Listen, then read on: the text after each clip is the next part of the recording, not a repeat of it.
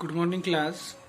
बेटा जो हमारा लास्ट टॉपिक था डिप्रेशन इन फ्रीजिंग पॉइंट, ठीक है, कोलिगेटिव प्रॉपर्टी का लास्ट टॉपिक था depression in freezing point.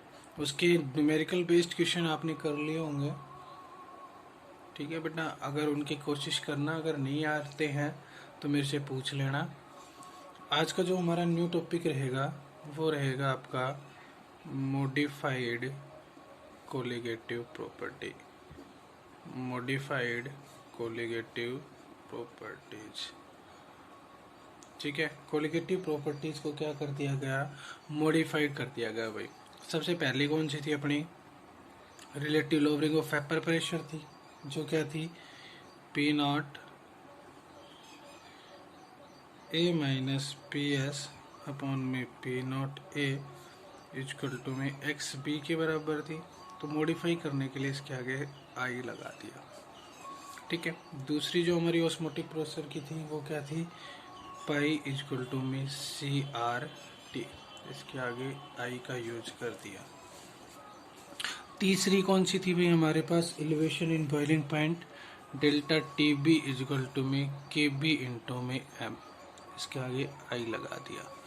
Fourth क्या हो गई, delta T F, depression in freezing point थी वो क्या थी के एफ इंटू में एम, इसके आगे भी आई लगा दिया। देखो जितनी भी कोलिगेटिव प्रॉपर्टी थी उसको किससे, आई से लगा दिया, ठीक है। वेयर यहाँ पे बेटा जो आई है ना ये क्या है, वेंट हॉफ फैक्टर। आई क्या है आपका, वेंट हॉफ फैक्टर, ठीक है। आई क्या है आपका, वेंट हॉफ फैक्टर, क्लियर। तो वेंट हॉफ फैक्टर के द्वारा क्या हुआ, कोलिगेटिव प्रॉपर्टीज को क्या कर दिया गया, मॉडिफाई कर दिया गया, ठीक है। कोलिगेटिव प्रॉपर्टीज को क्या कर दिया गया, मॉडिफाई कर दिया गया।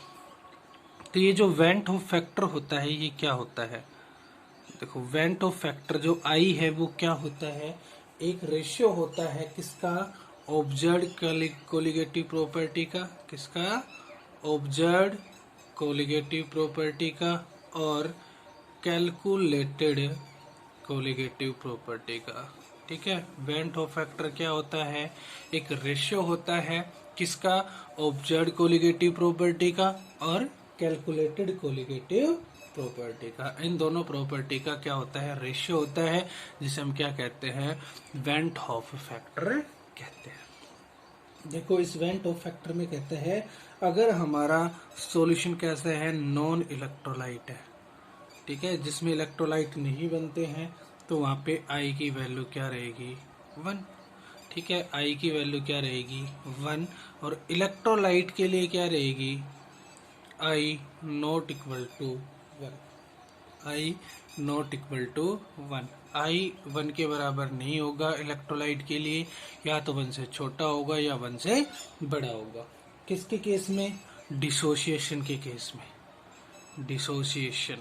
डिसोसिएशन का केस में क्या रहता है, आई जो रहता है वो 1 से बड़ा होता है, और एसोसिएशन के केस में क्या होता है, आई जो होता है वो लेस देन 1 होता है। क्लियर हो गया। एसोसिएशन के केस में I greater than 1, sorry I less than 1, and dissociation के केस में आई ग्रेटर देन। क्लियर होगी। ये होती है किसमें, वेंट ऑफ फैक्टर में। देखो डिसोसिएशन का मतलब क्या होता है, डिसोसिएशन का मतलब होता है टूटना। मान लीजिए कोई भी 100% डिसोसिएशन हो रहा है, ठीक है, तो 100% जब डिसोसिएशन होगा तो क्या कहता है कि जो आई होगा, आई वो होंगे number of ions formed by 1 मोल। कि जब भी डिसोसिएशन होगा, कंप्लीट डिसोसिएशन की बात कर रहे हैं हम, अगर कहता है कि कंप्लीट डिसोसिएशन होता है तो जो नंबर ऑफ आयंस रहेंगे वो कितने मोल्स आयन बनाएंगे, 1 मोल्स आयन बनाएंगे। देखो अभी यहाँ से देखो, जैसे NaCl है, डिसोशिएट होगा तो Na positive plus Cl negative. तो कहता है कि एक जो आयंस रहेगा वो 1 मोल्स बनाएगा, तो Na पॉजिटिव है तो इसने कितना बनाया, 1 मोल बनाया। Cl नेगेटिव है, इसने भी कितना मोल बनाया, 1 मोल बनाया। तो टोटल कितने हो गए, 2।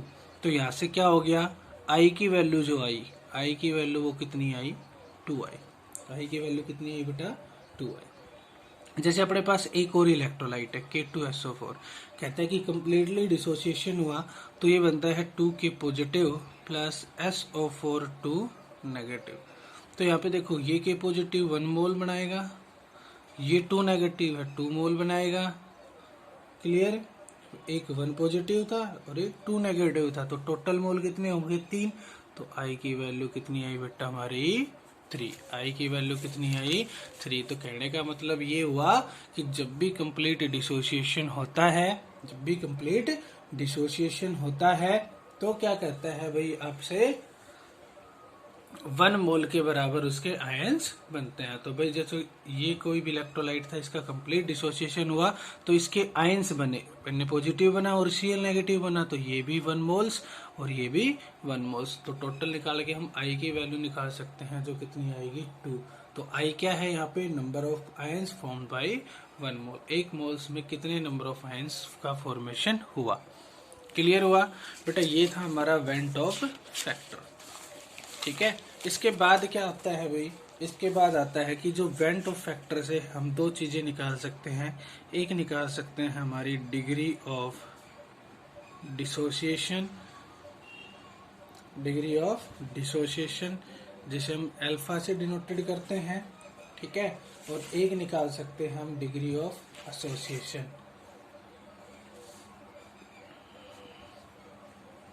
डिग्री ऑफ एसोसिएशन, इसको भी हम अल्फा से ही डिनोटेड करते हैं। ठीक है, या बीटा से भी आप इसको डिनोटेड कर सकते हो, वो आपके ऊपर डिपेंड करता है। तो देखो बेटा यहाँ से क्या होता है, डिग्री ऑफ डिसोसिएशन निकालेंगे सबसे पहले हम अल्फा। ठीक है, अल्फा डिग्री ऑफ डिसोसिएशन निकालेंगे तो ये क्या निकलता है, number of moles, number of moles of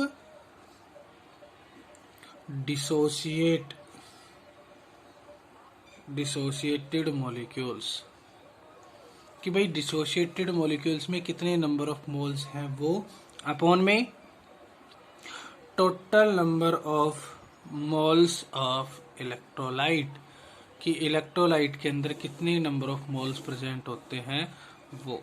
वहां से हम क्या निकाल सकते हैं भाई, डिग्री ऑफ डिसोसिएशन निकाल सकते हैं। क्या निकाल सकते हैं, डिग्री ऑफ डिसोसिएशन। तो डायरेक्ट बेटा इसका डायरेक्ट फॉर्मूला है, पूछा नहीं जाता है लेकिन जर्नली आपको याद रखना है। जो अल्फा होगा वो होगा I माइनस में 1 और N माइनस में 1। ठीक है, यहाँ से आप क्या निकाल सकते हो, अल्फा यानी कि डिग्री ऑफ डिसोसिएशन निकाल सकते हो। यहाँ पे देखो I आपका वेंट ऑफ फैक्टर है, या I मैंने आपको बता दिए थे क्या, number of moles, number of ions formed by the 1 मोल। 1 मोल के अंदर कितने आयंस का फॉर्मेशन होता है वो I होता है। यहाँ पे N क्या हो गया, number of moles of dissociated molecules. N क्या हो गया, number of moles of dissociated molecules. कितने डिसोसिएट मॉलिक्यूल्स हैं वो। यहाँ से आप क्या निकालोगे, डिग्री ऑफ डिसोसिएशन निकालोगे। ठीक है बेटा, समझ में आया, होप सो आपको इतना समझ में आया होगा। ठीक है, तो दूसरा जो इसका होता है